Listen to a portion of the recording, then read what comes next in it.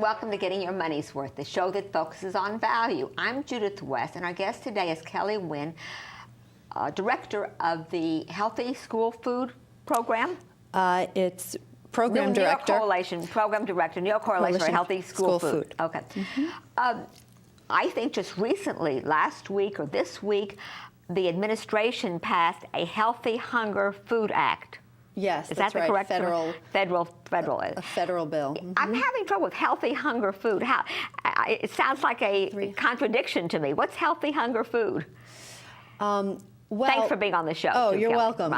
Right. The Office of School Food is providing food to mostly low-income students, free food, reduced price, or full lunch. And so it's hungry because a lot of the kids are getting most of their best meals of the day, breakfast, lunch, and often a snack in the school. It's provided, but they're not getting it. But, well, New York City is doing a really great job. That's because we had your program director. Yeah. New York City is. All right. So tell us how. Let's go back to the beginning. Food is provided. Breakfast and lunches are and snacks are provided. Right. In schools. You would think that schools would have enough sense to provide healthy food, but they don't. Right. Why is that, Kelley? They are so limited. They are so strapped. By finances? Yes. It's such a limited budget. They have about, in New York City, $1, 90 cents to $1. What's it cost for a lunch? Well, they get reimbursed about $1. What do they spend about $1 for a lunch per kid? Yes, they only can spend $1. That doesn't include labor and that's only lunch. And that's only lunch. For the food. For the food. So they to try to imagine a healthy lunch with just $1. So it's and 20 cents of that is for milk.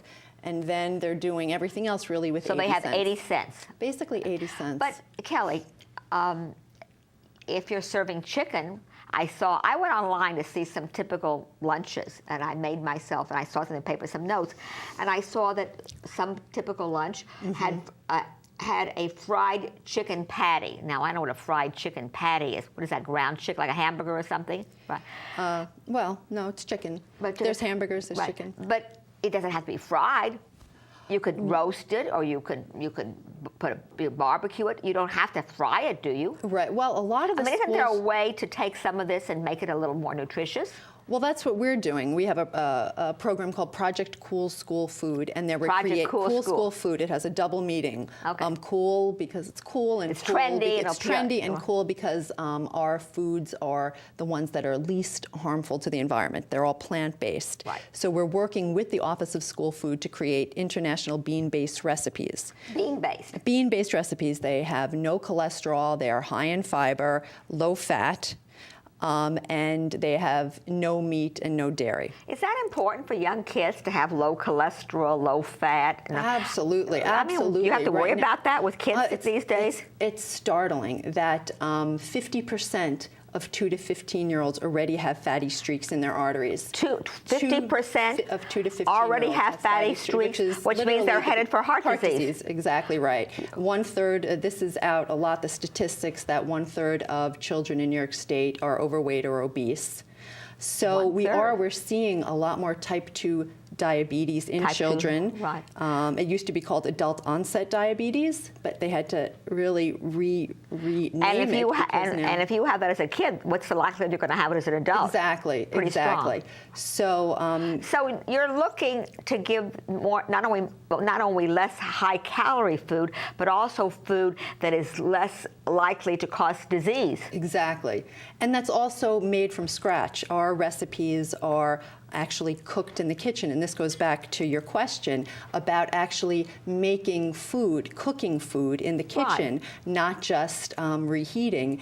And one of the problems is that of the 1,500 schools, buildings in the city, I'm not sure the exact number, but many of them don't even have cooking kitchens. They don't have burners. So they bring stuff in from the outside, like a franchise or something.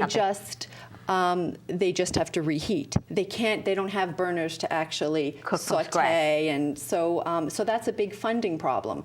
The Office of School Food needs more money to purchase salad bars, to purchase water jets, so children have the opportunity So to have in water. some cases, they don't even have the facilities to make the meals Yes, healthy. exactly. That's right. That's a shame. It is a shame. It really should be a priority. It ought to be a priority. When you work with the schools to create healthy, nutritious lunches, I don't know if that's in this, is there an attempt to weave into the curriculum of the school, the teaching of the school, what is healthy, what isn't healthy, and why it's important? Mm-hmm. And Nutritional literacy, if you want to call it that. Yeah, and we have a nutrition education program called Wellness Wake Up, which are 30-second sound bites. They're easy to digest. Because teachers don't have a lot of time. And so these messages are read either over the loudspeaker or What's in the the typical morning. message? Good morning, this is your wellness wake-up call. Did you know that 1 gram of sugar equals 4 calories? So something like a menu label reading. So we have a set that's appropriate for K through 5 and a set that's appropriate for 6 through 12. And it weaves into that food politics, how the food industry is branding towards kids, how to read labels. They're very sophisticated. You know, I think that one of the things that I have found the most impressive lately is just the posting of calories. I think I read in doing some talking points for you something about the amount of calories from I know what I read. That if you eat a medium order of McDonald's French fries, you have to walk 5.5 miles to work off that medium order of fries. My gosh, how much do you have to walk if you add a burger and a shake? Yeah, you'd have to walk all day. A lot, and the food industry would like us to focus on exercise, that it's about our energy balance, that it's all about, if you exercise more, then it's okay to eat these foods. And really, it doesn't balance out. Well, listen, I just told you, the reason 5.5 miles to work off 1 order of fries. How many people walk 5.5 miles a day? Right, and how many people eat fries without eating a cheeseburger with it? Yeah. Or I would say if you nuggets. add that, I don't know, you have to walk around the world or something. Yeah. So, are you?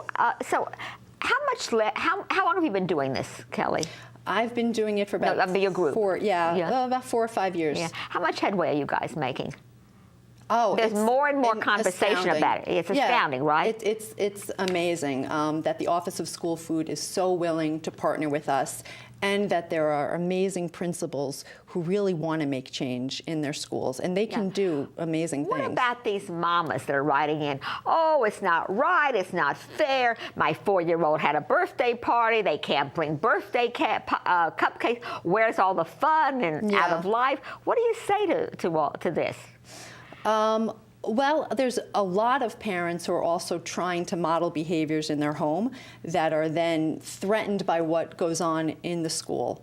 And we would ask them to find alternatives. There's other ways to celebrate. There's plenty of other ways to celebrate. Would kids celebrate with carrot sticks and celery? Oh, probably. I don't know about that. We're making each other T-shirts or making... or what about fruit? Grapes?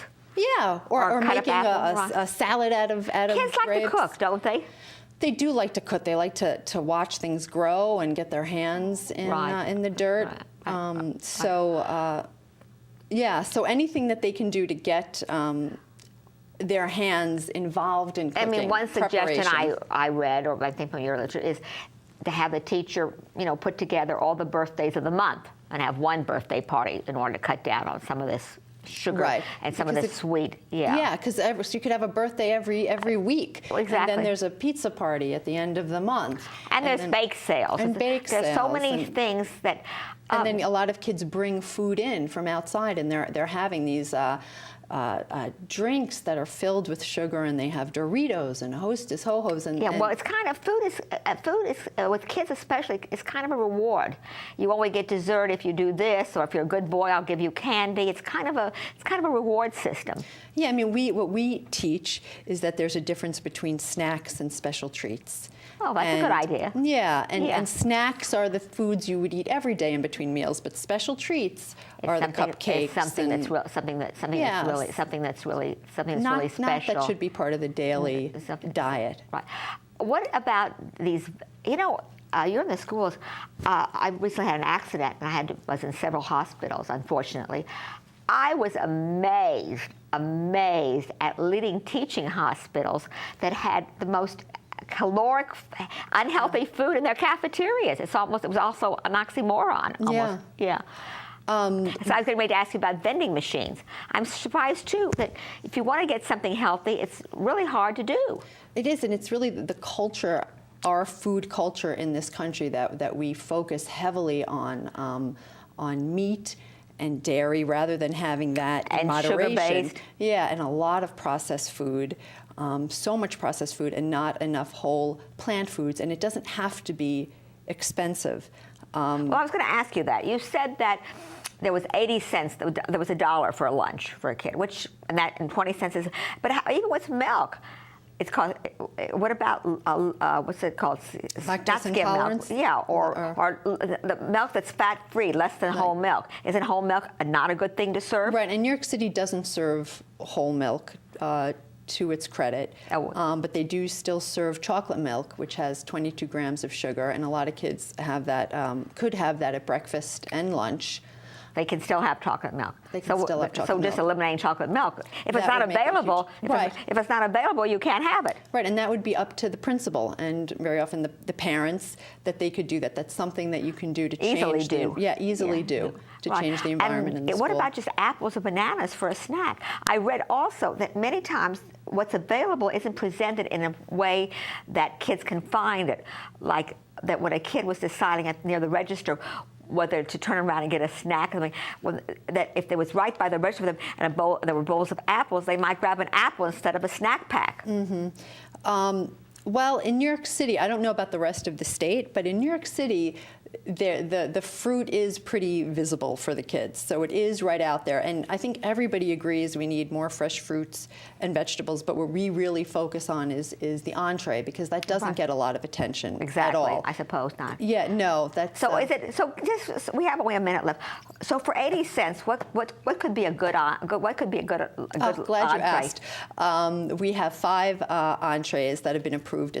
We have a black bean casserole, which has plantains and black beans, black-eyed peas and rice. That sounds right. Black-eyed peas and rice. There's a rock and whole grain pasta with chickpeas. Oh, that sounds good. Yeah, a high school student from Food and Finance came up with that one. Then a North African gumbo. What's a North African gumbo? It has chickpeas and tomatoes and other vegetables. You're making my mouth water. Yeah, they are. Yeah. They're really incredible. And these recipes are available on your website, Kelley? Yes, they're available on the website. Right. Okay. And they can be. That could even be done at home. We want it to be done at home. Absolutely, you can get the recipes. What are you doing? Are you doing anything? We have a little bit of. Are you doing anything about kids who bring their lunch from home?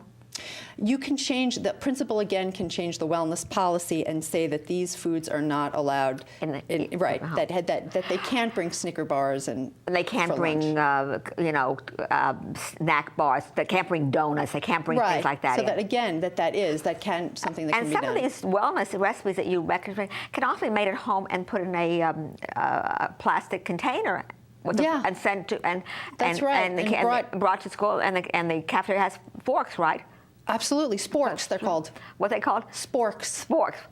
It's a combination of a fork and a spoon. Oh, good idea. Yeah, so you could bring something and get a spork to eat. That's right. That sounds like fun and stuff. Yeah. Well, thank you for being on this show. You have good luck with your program. It certainly is. Thank you so much. Now that you've told me about the potential for heart disease. I mean, this is not only is this something that we should support, but it could also be economical in the long run. Absolutely, right. Absolutely. Thanks for being on the show. You're welcome. Right. I'm Judith West. You're watching Getting Your Money's Worth. Thanks for watching.